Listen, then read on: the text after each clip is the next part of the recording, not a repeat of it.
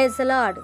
మన ప్రభు అయిన యేసుక్రీస్తు పరిశుద్ధమైనటువంటి నామంలో ఈ ఉదయకాలపు కృపావార్తను వింటున్నటువంటి మీ అందరికీ దేవుని పేరట వందనాలు చెల్లిస్తూ ఉన్నాను. అందరు బాగున్నారా?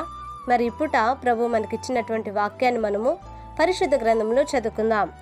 కీర్తనల గ్రంథము 52వ కీర్తన 8వ వాక్యాన్ని చదువుదాం. పరిశుద్ధ గ్రంథంలో నుంచి 52వ కీర్తన 8వ వాక్యాన్ని మనం చదువుకుందాం.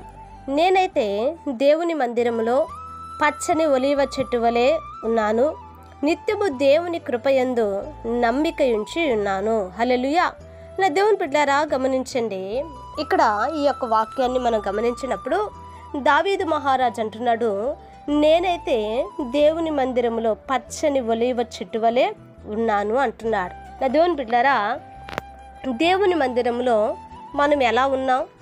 దేవుని మందిరములో నా దేవుని బిడ్డలారా పనికి రానటువంటి ముండ్ల పొదల వలె ఉంటున్నామా, లేకపోతే ఆయన గుడార సంబంధమైనటువంటి మరి పరిచర్యలకు మనం అనుకూలమైనటువంటి ఒక తైలముగా మనం వాడబడుతున్నామా అనేది మనం గమనించాలండి.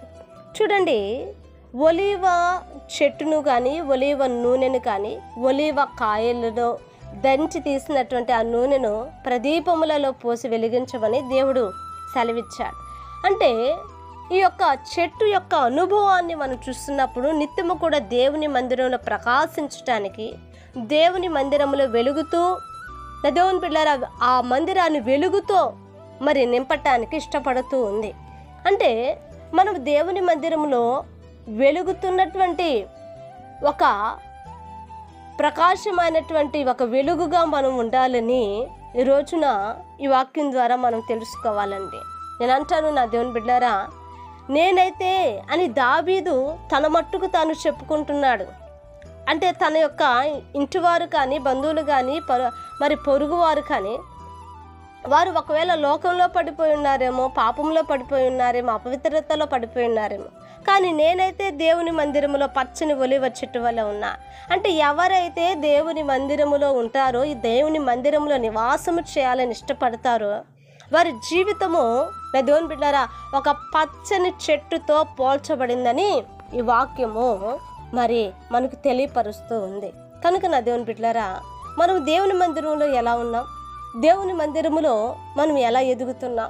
దేవుని మందిరములో మనము మరి ఎలా నడిపించబడుతున్నాం అనేది మనము జ్ఞాపకం చేసుకోవాలి. కనుక దావీదు వలె మనము కూడా దేవుని సన్నిధిని ప్రేమించి దేవుని సన్నిధిని మనము కావాలనుకొని ఆ యొక్క సన్నిధిని మనము చూడండి, మరి ఆ సన్నిధిలో మనము ఒక పూర్ణమైనటువంటి దైవికమైన నడిపింపులో మనం నడిచినప్పుడు మనం ఒక ప్రత్యేకంగా కనబడతామండి, ఒక ప్రత్యేకంగా నిలిచి ఉంటాం, ఒక ప్రత్యేకమైన జీవితాన్ని కలిగి ఉంటాం. కనుక ప్రభు అటువంటి కృప ఆయన సన్నిధికి వస్తున్న మనందరికీ ప్రభు దయచేయనట్లుగా ఒక చిన్న ప్రార్థన చేద్దాం.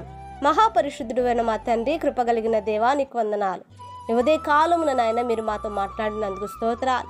అయా, మేము కూడా దావీదు వలె నీ సన్నిధిలోనైనా అయా పచ్చని ఒలీవ మొక్క వలె నా ప్రభా మేము ఎదుగునట్లుగా మీరు సహాయం చేయమని అడుగుచున్నాం. అవును ప్రభా, అయా నీ సన్నిధిలోనైనా జీవించే భాగ్యం మాకు దయచేయమని అడుగుచున్నా. ఈ వాక్యం వింటున్న ప్రతి వారిని మీరు ఆశీర్వదించి దీవించి కృప చూపమని యేసు నామమున అడిగి వేడుకుంటున్నాము తండ్రి, ఆమేన్. Praise the lord. దేవుని కృప మీకు తోడై ఉండును కాక.